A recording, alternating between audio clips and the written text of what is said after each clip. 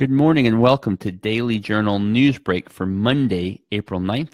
I'm your host, Chris Kiefer, and we're going to take a look at the top news and sports stories from Northeast Mississippi. But first, let's start with your weather forecast. Today, we're looking at partly cloudy skies with a high of 64 and a low of 41. Looking ahead at your three-day outlook Tuesday, partly cloudy skies again with a high of 64 and a low of 37. There's a 10% chance of rain. For Wednesday, we're looking at sunny skies with a high of 69 and a low of 46. That's a 10% chance of rain. And for Thursday, partly cloudy skies, a high of 77 and a low of 53. Again, that chance of rain is at 10%. Let's look now at today's top stories. Tupelo-based disaster relief ministry 8 Days of Hope recently returned from its 14th and 15th recovery trips. The organization was in Houston, Texas to rebuild homes hit last year by Hurricane Harvey.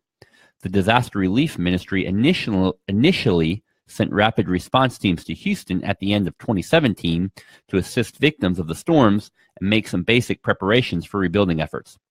The organization's disaster recovery teams were sent back to Houston at the beginning of March to finish rebuilding and assess more homes with damage near Dickinson, Texas. 8 Days of Hope Executive Director Steve Tiber said he saw a significant and visible difference in Dickinson from when the team arrived to when they left, but there is still more work to be done. Tiber said the March trip was the organization's largest volunteer rebuilding effort to date. It included 4,700 volunteers from 47 states and 7 countries. They completed $10.4 million of work on 1,251 projects. After multiple months of strong growth, state revenue collections took a nosedive in March. For the month, the revenue collections were $46.7 million below the estimate. That's a difference of 10.4%.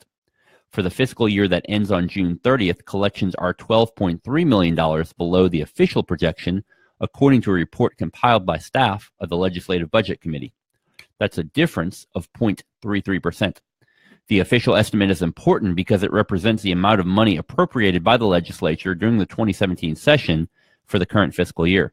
If collections fall too far below the estimate, either cuts would have to be made or Governor Phil Bryant would have to dip into reserve funds.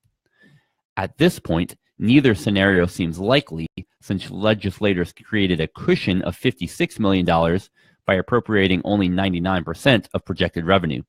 The state's rainy day fund currently contains $310 million. Nearly 200 runners gathered at Tupelo's Ballard Park on Saturday morning to raise awareness for autism. The Autism Center of North Mississippi held its 4th annual Autism Run 5K and Awareness Walk to raise funds for the center's services. The center will bill Medicaid and other private insurance companies for behavioral therapy services to children on the autism spectrum. However, those charges are often not enough to cover the cost of therapy. That's why fundraising events are important.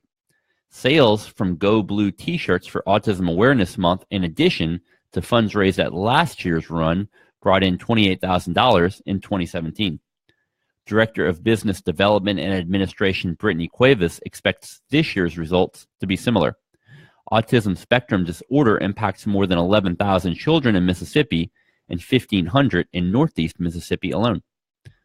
And in sports, the Mississippi State baseball team defeated Ole Miss in 11 innings on Sunday to claim the 3-game series. Belmont's Luke Alexander hit a walk-off 2-run home run to lead the Bulldogs to a 7-5 win. The team split a pair of games on Saturday. With 1 out and 1 on in the bottom of the 11th, Alexander belted a fastball from Rebel reliever Will Stokes into the left field lounge. It was the first SEC Series win of the year for the Bulldogs. It was also the first SEC Series loss for the Rebels, who were ranked 3rd in the nation. Mississippi State's Jake Mangum went 5 for 5 at the plate on Sunday with 4 runs scored and 2 steals. He also threw out a runner at the plate from center field. Ole Miss had 16 hits, with Thomas Dillard, Cole Zabowski, and Ryan Olenek each collecting 3. Ole Miss plays Southern Miss in Pearl on Tuesday night. Mississippi State plays Alabama in Montgomery, Alabama on Wednesday. And that does it for Newsbreak on this Monday. Don't forget that this show is just one of the many online offerings courtesy of the Daily Journal that gets you news off the page and on the go. Special thanks to Renaissance Bank for sponsoring Newsbreak. And remember, you can catch new episodes each weekday morning at djournal.com or on our Facebook page. Thanks for joining us. I'm Chris Kiefer. Have a great Monday.